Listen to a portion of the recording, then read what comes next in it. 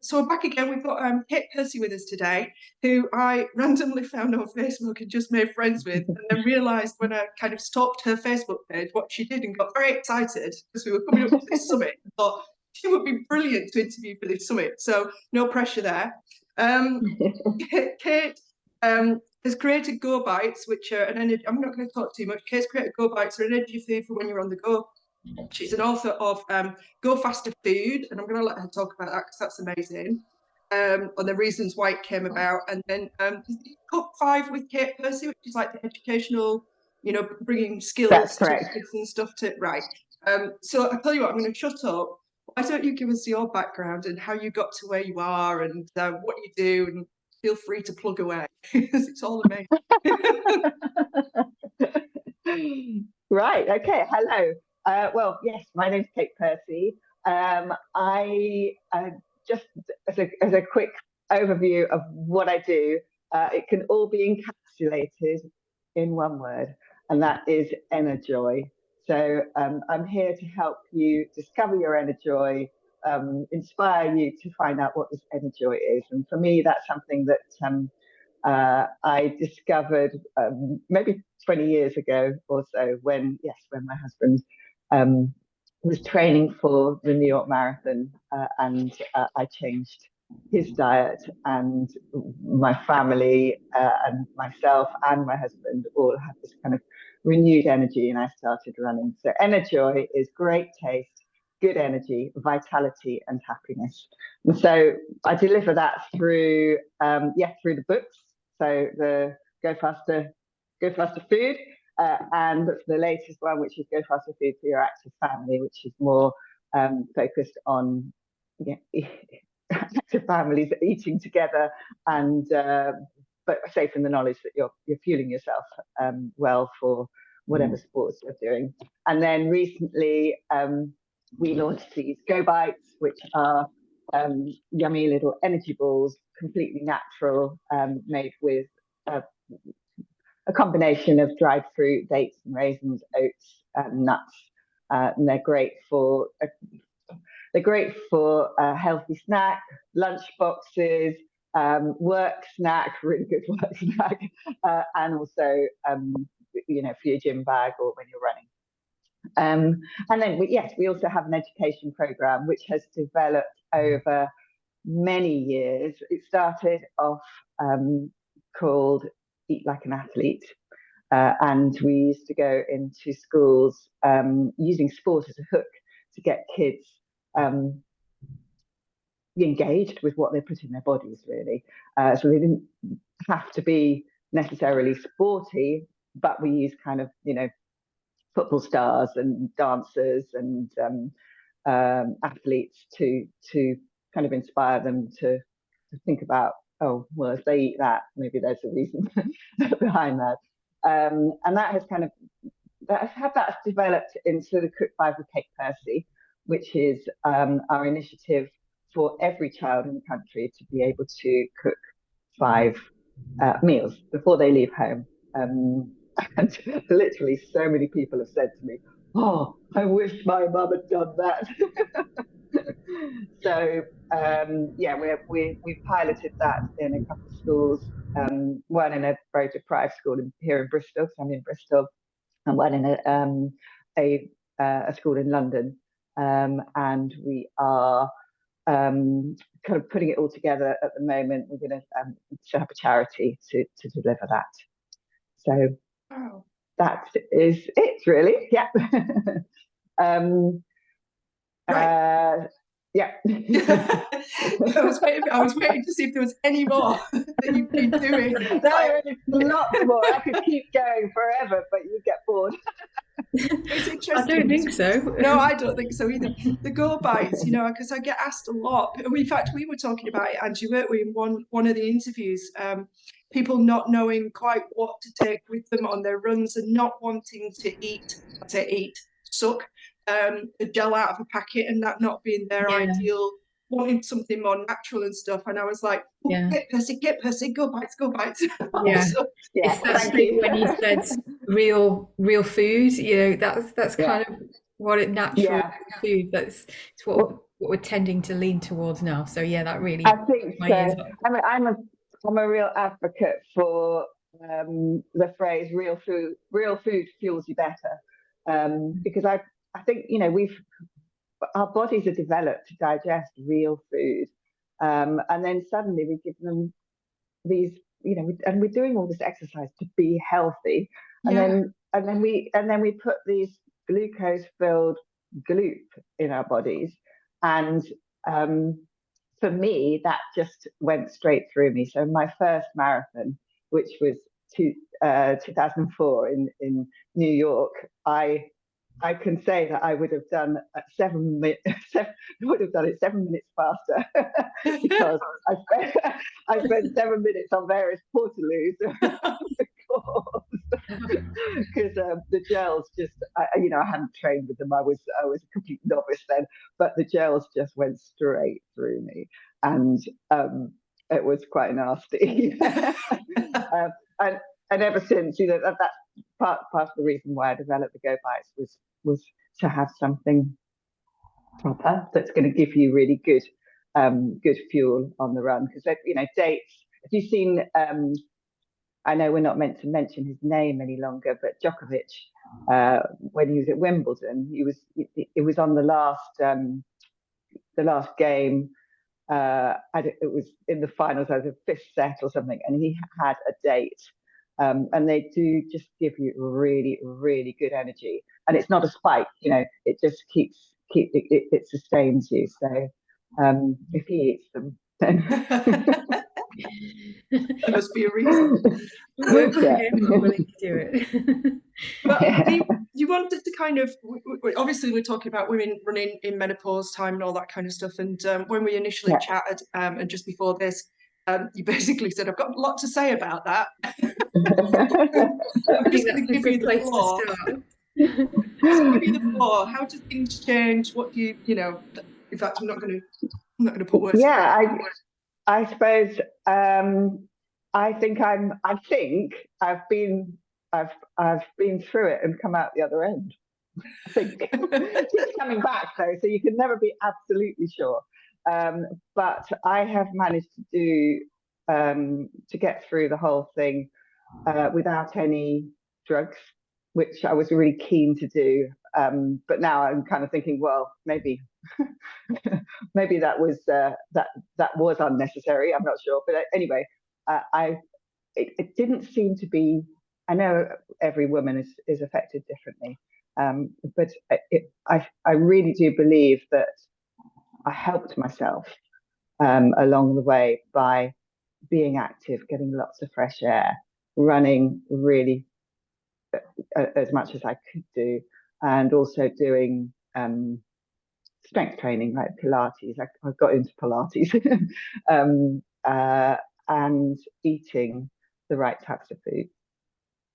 And I think those are actually the three main things that you need to do to look after yourself as in the perimenopause and when you're going through the actual process.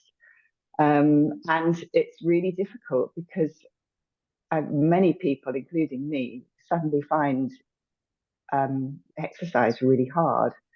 Like running, I suddenly got slower, and I'd be going out for my runs, and I'd just be really pushing myself the whole time and not achieving what I wanted to achieve. And then I suddenly thought, oh, maybe there's a reason, and then started taking it easier. And you know, you have terrible mood swings, you don't sleep properly, your night sweats, and it makes wanting to do anything the next day really difficult. So kind of keeping that motivation going is, I think we just have to help each other. And I think it's really changed literally over the past 3 years. Menopause has suddenly come onto the agenda, and I think I was really going through the bad bits about 4 years ago, and nobody was talking about it. No, weird. Anyway, I wrote an article for Women's Running, and I interviewed a woman called Dr. Hannah Short, who's a leading menopause expert, and she gave me some great tips. So I'm going to give them to you. This is exactly what she says.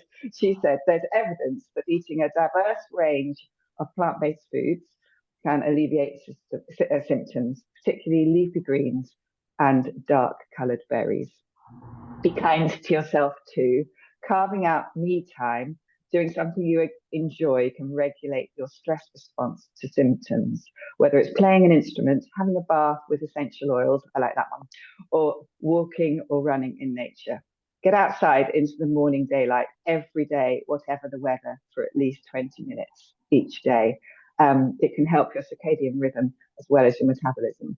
And I think that last point is really key.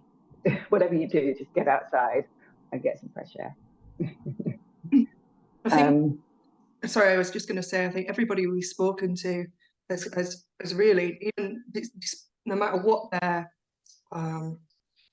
their focus, whether it's gut health or pelvic floor or whatever their focus, the main thrust has always been the same.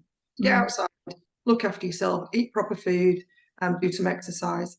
And it'll alleviate probably not just your menopause symptoms, but a lot of other stuff that goes on as well. Exactly. So yeah. It's just, I know, it seems like we're all looking for this this big magic wand menopause solution. Well, it's just the same as every other solution for the body. It's just movement and, fueling and looking after yourself. Easier said than done, obviously. Yeah. I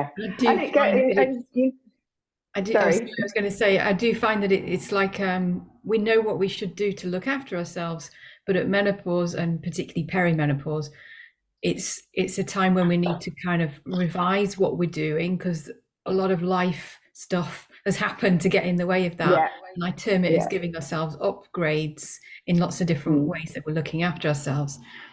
And I wondered what your thoughts were on that when we were chatting before we press record. You were saying that adapting your diet and coping with menopause, and I just wanted to hear your take on more of that, how we're adapting what we're doing already so that it doesn't always feel, do we have to make these big leaps and bounds in what we're doing to look after ourselves? When you say adapt, what are you suggesting?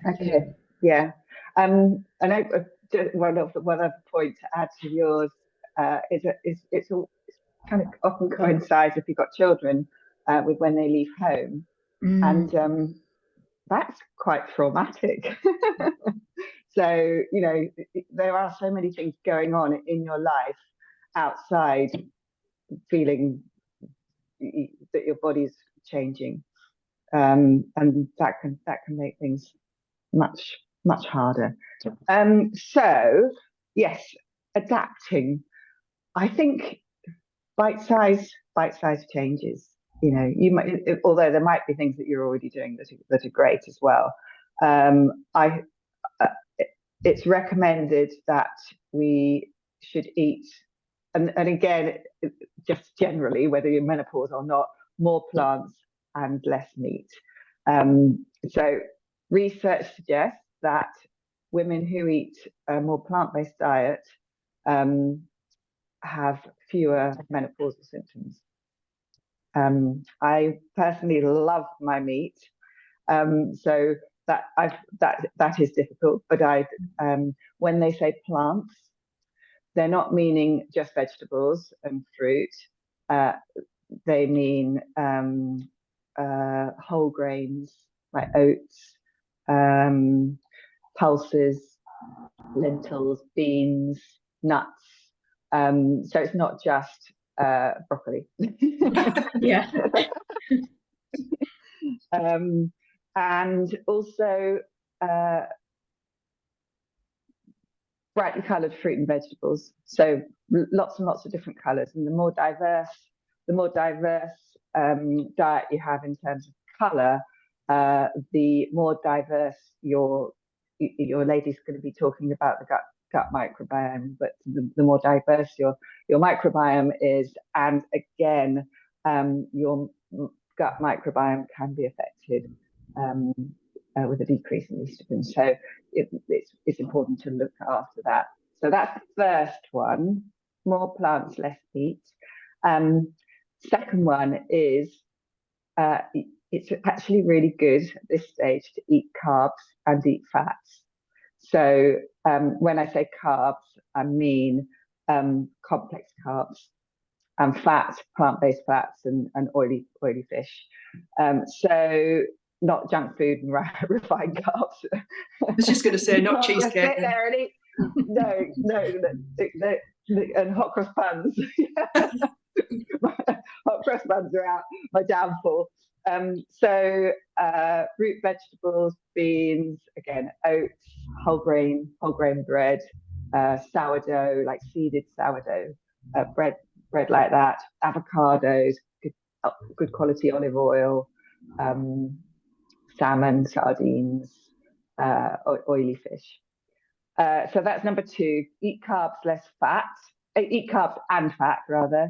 And then number 3 is eat foods that are going to help boost your bone density. So foods rich in calcium, really, and other minerals like magnesium. So, and also, although I don't, it is recommended that in the winter months we take a vitamin D supplement. I never have done, but it is recommended. So, and that can help you along the way. So foods that are plant-based that can boost bone density are things like apples and pears and grapes, raisins, dates.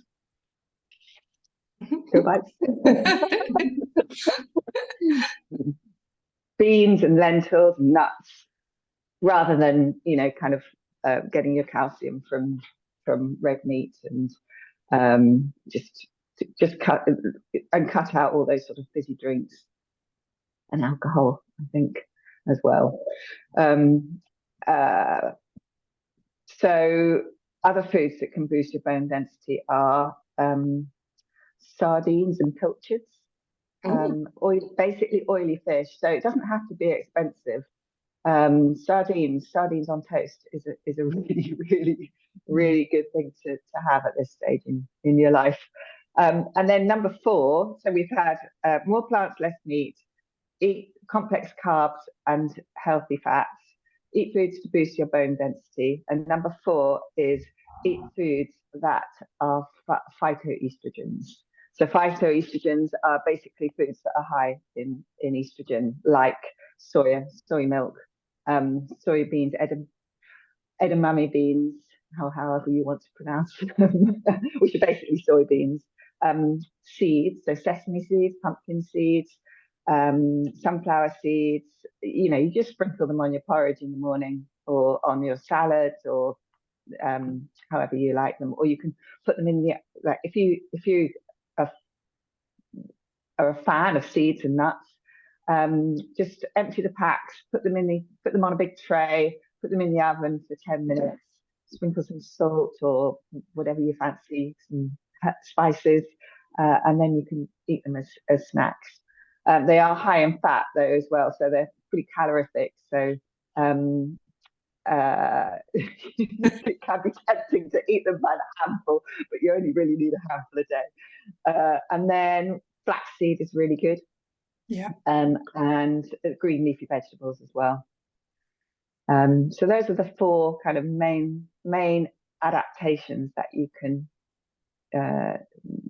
use to boost your diet. I have this menopause muesli recipe on the website, so on katepercys.com. I'll find that. I'll put it on menopause muesli, yeah, and it's got lots of those things that I've just talked about in it. I'll find that. That sounds really good. I mean, that was kind of one of the reasons why I wanted to talk to you, because of the practical application. We've talked about lots and lots of things, and we've got quite into the sort of weeds in some stuff.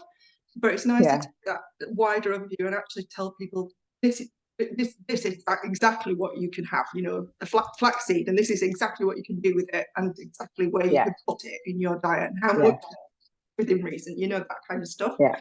You've got a whole, I was looking at I got into the weeds on your website in the recipes section, trying to pick it out and try to decide what to cook first. There's some really, really nice stuff on there. I've just put a new recipe up there, which is rainbow rösti, which is basically a rösti but with lots of different vegetables, and it's really delicious. We had it last night with a fried egg on top. Really good. I'll look out for that one as well. We'll put that on there. Angie, I'm conscious that you've got to go at 9. Is there anything else you want to ask or get out? Because we can always kind of carry on your question while you disappear. Yeah, I'll have to disappear and get my train. But I'm interested to hear. I want to hear about the book. Make sure you get lots in about that book. How it came about, what's in it, and this aspect of running in menopause and food related to that. I mean, we've talked about the food in a kind of general thing, but how does that change as being a runner wanting to continue to run? So yeah, I'm going to run for the train and then catch up on what you say about all of that later on. So yeah, no see you pressure. later. Because we've got Tasha this afternoon. We're interviewing Tasha this afternoon, so I'll see you then, Angie. Will do. All right, see you later. It's just the two of us. Bye, Angie. Right, yes, well, she seemed quite concerned that we get all of that in, didn't she? So we best I want to hear more about this. Yeah, so I mean, why don't you tell us about the book? In fact, tell us about your husband's journey and what changes, because I think that's probably led you to where you are today, isn't it? It will have been an evolution. Yeah. Yes, it's been an evolution over 20 years, 23 years now, actually, because it was 2000 that he ran the marathon. I call it his first midlife crisis. Then he discovered rugby later on. And he's just given age 50. How old is he? 58, 59. He gave it up a couple of years ago. So, yeah. So go faster food. Yes. Yep. So basically, I changed the diet, focusing much more on foods that would release energy more gradually, and also focusing on meals that would help you recover. Because when you're training for an endurance race, whether it's a marathon or triathlon or even hiking, long distance hiking and cycling, the important thing to remember is that you're not just eating for the race, you're eating to get you through the whole of your training diet. So the whole of your training period. It's really important to recover after particularly your long runs, so that you can then train consistently for subsequent runs. So did your book break that down? Did it break it down into? What you need to eat for training, what you need to eat for recovery after that training, what you need to eat during the thing itself? So the book's basically split into 2 parts. The first part is nutrition, specifically around endurance, and again, about hydration, about balanced diet, and then about eating before, during, and after exercise. And then the recipes have all got, you probably can't see, they've all got little icons on them. So the icons indicate whether they're good for recovery or before, etc. And then they're all nutritionally all the nutritionals are broken down as well. Yeah. Broken down. Thank you. That's something that's happened in menopause. Losing words and not, that they just disappear out of your head. Terrible. Yeah, I'm getting there. So basically I watched him running a couple of marathons and half marathons, and he did Windsor Triathlon and stuff. And I got a bit bored of kind of dragging the kids along and, you know, sort of maybe seeing him. And if I did see him, he didn't even look up, you know. Hi. So a friend said to me, "Oh, why don't you do it as well?" Because he was going off to New York again to run the marathon. And so I said, "Yeah, but I can't run." So, "Oh, yes, you can." So I just started running, and then 6 months later, I was running the marathon. Amazing. And then every time I was running, I was just thinking about what recipes, what I was going to eat when I got back, and what recipes I could make. And then in 2009, I got the contract to produce the first book, which is Go Faster Food, with Random House, who's now Penguin. So that was published by Penguin in 2009.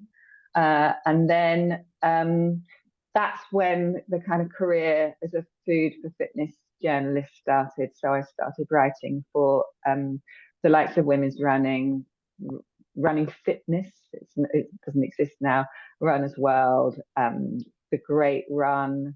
I was like I am food guru for Great Run, and 220 Triathlon, who I am still in-house chef for 12 years later. Wow. So yeah, I'm just doing I do 4 recipes for them every month. So yeah. Amazing. What did you change from? What were you doing before all this kind of kicked off? Before, so I was a very keen home cook. I've always cooked, and I started cooking. I think my mum left me in the kitchen aged 8, just on my own, and I cooked up Maryland chicken with sweet corn fritters. I can remember it was out of my Learn to Cook book, great big sort of A3 type book, and I've just loved, always cooked. Before that, I was in a linguist, actually. So I had a company running translations and market research, and then I took a break for the kids and started helping a friend with software sales, and then moved on to this. Shifted into this. Yeah. So which has been very full time. There's been a couple of people that have done similar. You know, we talked to Dr. Juliet McGrattan yesterday, who used to be a GP. Oh yeah, I know Juliet. Yeah. So that's just these amazing shifts into something that's obviously much more of a passion for people, which is just absolutely brilliant. So I mean, you've always been a cook, but there's obviously some shift in your. I say obviously. There's some shift in your thinking around, you know, you're obviously already cooking your own food, and then to that kind of thinking about it more from an athletic or an active person, or the energy or the releasing of energy. What was that shift all about, from going, well, what I'm cooking is great, but it's not giving us what we need, and therefore I'm going to shift into wherever you've gone to, your books and what have you? Yeah. Well, I think it was me discovering how much better I felt eating the right food, and also just doing so much more sport, being more active. I mean, I was always fairly active in terms of being outside, and I love skiing and walking and stuff, but the sort of running marathons is taking it to another level. And I just and actually now it's quite normal to run, but back in the day, it was quite an unusual thing to do. And I think that was what changed everything. It was just that feeling of energy, really. Just feeling kind of full of life the whole time, or more, more often than not. Which is that's all we can do, isn't it? Because every day is different. It's never straightforward. Everything's up and down. But you want more. You want more up than down, if you can. And exactly. food is one way of getting it. Well, I think so anyway. Yeah. So I mean, Angie was kind of intrigued about, presumably, but I'm thinking she's thinking more about the new book. And I mean, the difference in that is the difference mainly that it's aimed at families and it includes the kids as well, or Yeah, so that kind of started when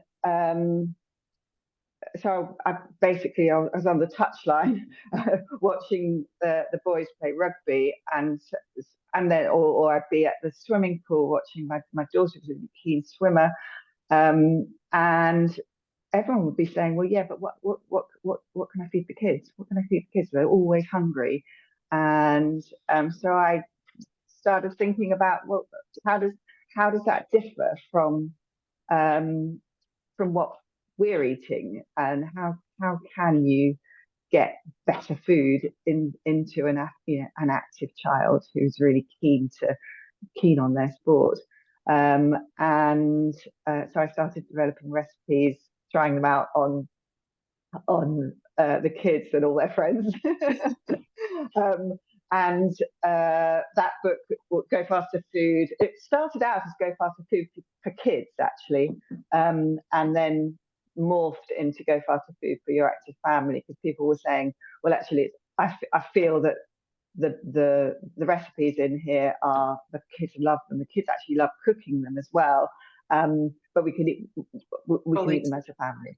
Yeah, and I'm very, that's what I advocate, that you don't cook kids separate food to what you eat.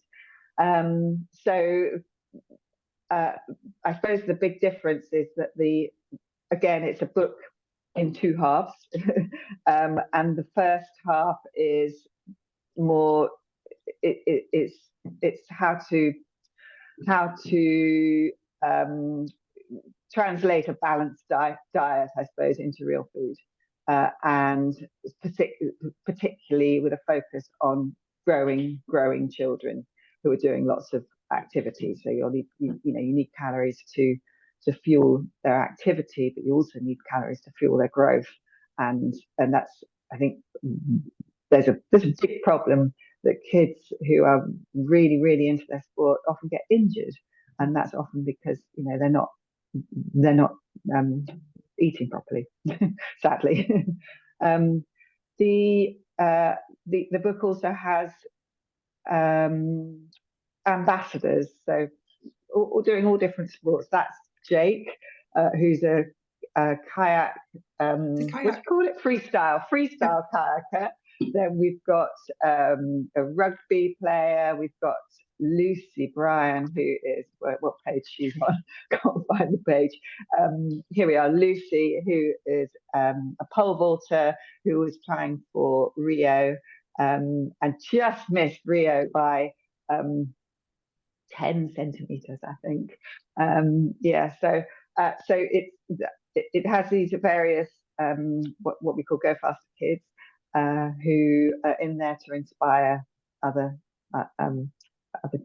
young people, and apparently they do. So I'll get loads and loads of reviews and feedback saying, oh, my daughters, I got one last night actually saying, oh, we bought your book at Christmas, and my daughter's a really keen swimmer and cyclist, and she is a really picky eater, but she loves the recipes in your book, and she's been inspired by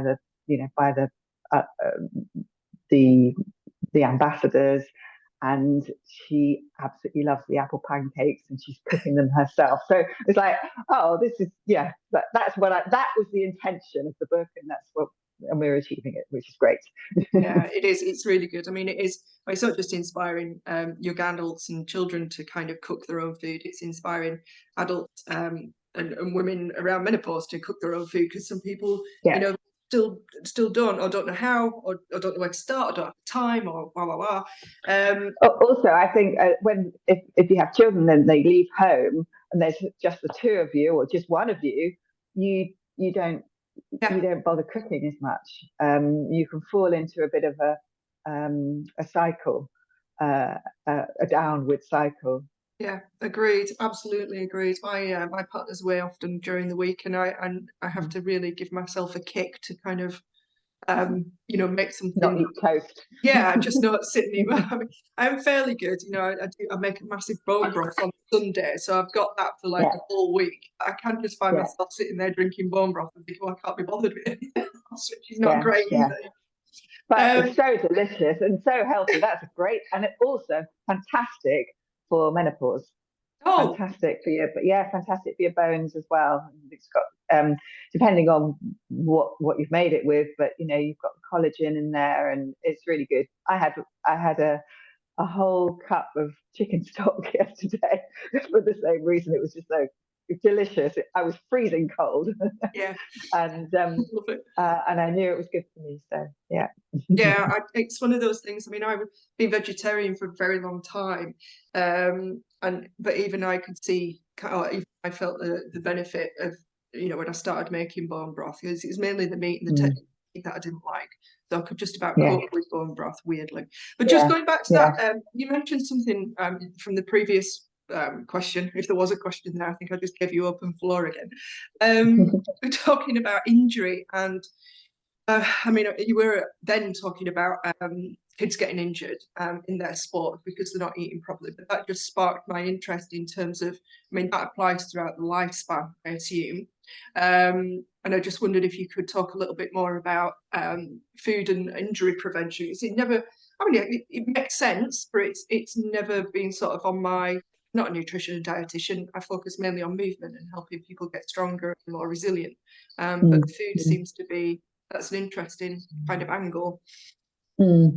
Well, I suppose you can divide it into different subjects there. So when you're actually doing your sport, if you're not if you're not looking after your body properly in terms of nutritionally, you are much more likely to, for instance, get cramp or get an injury.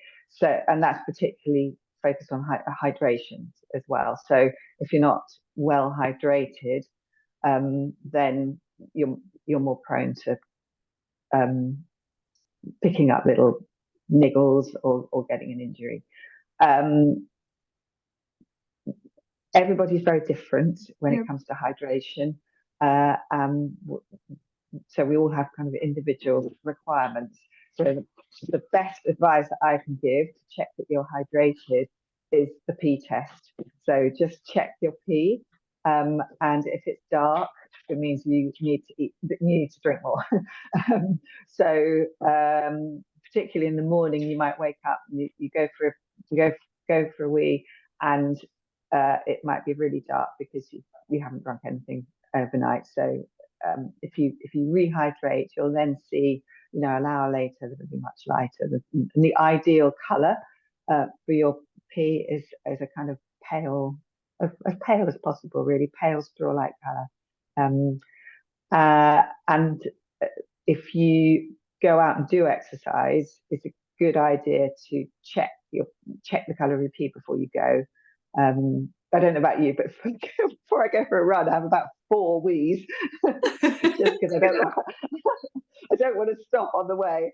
So it's easy to check, and then and make sure if you're running for more than an hour to take some form of hydration with you, or get someone to meet you with some, or you know, make sure you're running past a cafe or something, and then also so that's point one. Point two is that you're more prone to injury if you don't replace the electrolytes. So I'm still talking about hydration. So if you're running for over about an hour, depends how hot it is and how intense your exercise is. But you need to replace the salts that come out of your body in the form of sweat. So you know, if you lick your skin, it can go crusty sometimes. Yeah. That's basically all your electrolytes and minerals coming out in your sweat. So you need to replace them with a sports drink of some kind. You can make your own sports drink with a bit of apple juice, a pinch of salt. That will give you the potassium, give you the sodium. So I mean, it's just as good as any sports drink you'll get.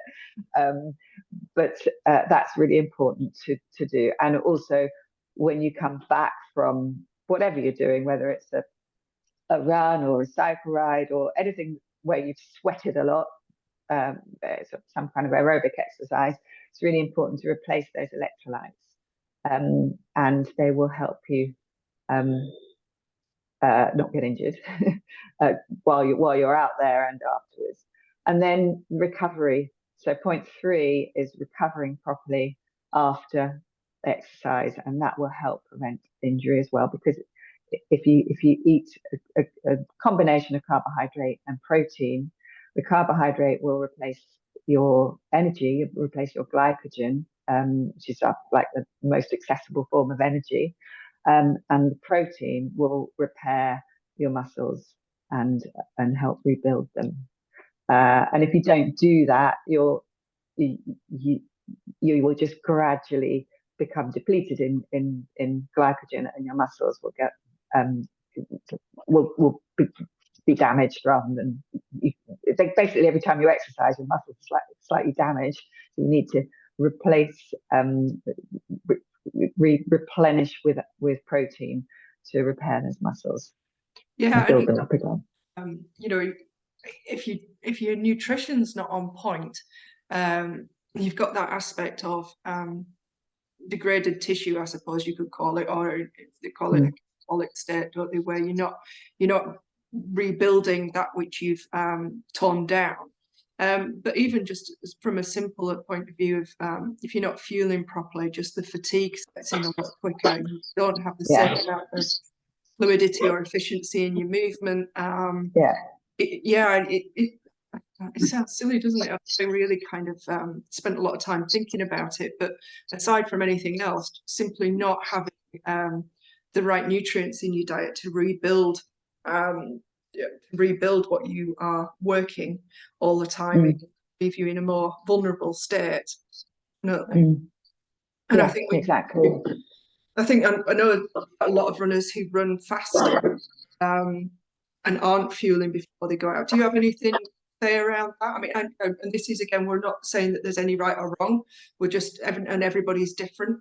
But there are often things to be said around fasting for women of our age group, around men. So you mean women who run faster? Fasted. Fasted. Yeah, sorry, that's my Yorkshire accent, isn't it? Fasted. Fasted. Yes, let's go with fasted instead of fasted. Oh God, no! I've been watching Happy Valley.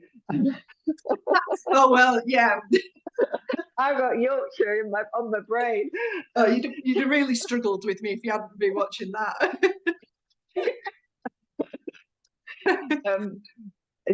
So fasted running is basically, if you run fasted, you're training your body to use the fat instead of carbohydrate, and that is it's perfectly possible, and quite a lot of endurance, like ultra runners, will do that because they need to train their body. You can't constantly top up with carbohydrate the whole time. So you need to train your body to burn fat. If you want to, I quite often have a run in the morning, don't have any breakfast, or I might have a go bite before I go out, just to bring up the blood sugars. And that's perfectly fine. You just need to make sure that it's all about recovery. You just need to make sure that you recover afterwards, because if you do it on a continual basis, you will suffer, that depletion of energy, which leads to you not enjoying yourself, which is the most I mean, that's why we do it, isn't it, really? And you've got to remember that. Remember the energy leads to the lack of energy, basically, and you need to keep that energy going. Yeah, I think it's like anything else, isn't it? It depends. It depends on the person. It depends on what they're training for and why they're doing it. I think doing it as a method of weight loss and depleting yourself over, not just doing it for a very specific training, depleting yourself over the period of days and weeks with the intention of trying to control weight gain. Perhaps arguably, and I'm not a nutrition or a dietitian, but it doesn't seem to be the most sensible strategy for the long term in terms of stress hormones and just that overall depletion. I think I see quite a lot of the people that I work with who are prone to injury. When you kind of look at the way that they're training and think, there's some shifts need to happen there in terms of what they're eating and when, and fueling adequately for what they're doing whilst maintaining, the best lean weight that they can. But it's a difficult one because you can't, if you're training a lot, it's just not a good idea to restrict your diet long term. Because you're depriving your body of all the important nutrients that it needs to keep to do things that you can't see, like keep your bones healthy. That's the most important thing really in menopause. So you've got to make sure that you eat the right foods, and it doesn't if you're eating the right foods, you will find that you won't put on weight. You just have to eat the right foods, but avoid eating the wrong foods. The hot cross buns. So just obviously don't get too obsessed with it, but the more you can. If I say to myself, if you think when you're about to eat something, just think to yourself, is this doing me good? What is the point of eating this? So eat with a purpose. And sometimes, Mark and I the other night had a packet of crinkle cut crisps, like one of those big packs that you get from Aldi. It was absolutely delicious. And then I read the calories on it, and it's something like 750 calories in the pack. I thought, oh God. But we don't do it very often. I think they were really nice. That's the trick, though, isn't it? Don't do it very often. 80-20 rule. 80-20 rule is a good one to go by, I think. So 80% of the time, think, is this doing me good? And that means that 20% of the time you can actually, whatever your tipple is, whether it's crinkle cut crisps from Aldi or hot cross buns or chocolate, whatever. You've got to have some enjoyment in life, haven't you? At the end of the day. Exactly. I'm just conscious of your time. Yes, I've got to go about past.